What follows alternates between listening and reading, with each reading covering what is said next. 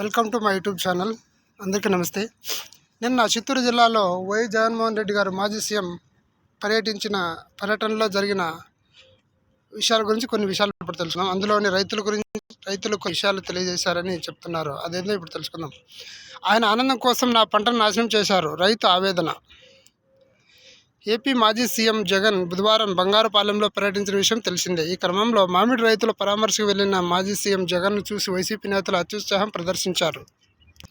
YCP అధినేత మాజీ CM Jagan Bangarupalem పర్యటన సందర్భంగా వైసీపీ నేతలు మామిడి పంటలను రోడ్లపై పారబోసి రచ్చ చేశారు. వాటిని తొక్కుకుంటూ పార్టీ శ్రేణులు వీరంగం సృష్టించాయి. పరామర్శ పేరుతో పంటను నాశనం చేయడంపై రైతులు ఆగ్రహం వ్యక్తం చేశారు. దీనిపై బాధిత రైతు స్పందిస్తూ తీవ్ర ఆవేదన వ్యక్తం చేశారు.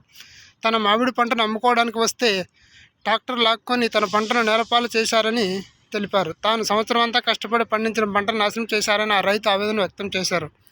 వైసీపీ నాయకులు మాజీ సీఎం జగన్ కళ్ళలో ఆనందం కోసం తన పంటను అమ్ముకోకుండా చేశారని వాపోయారు. అయితే ఈ ఘటనపై ఏపీ మంత్రులు స్పందిస్తూ ఆగ్రహం వ్యక్తం చేశారు. ఇది విషయాన్ని మందికి షేర్ చేయండి. Thank you very much.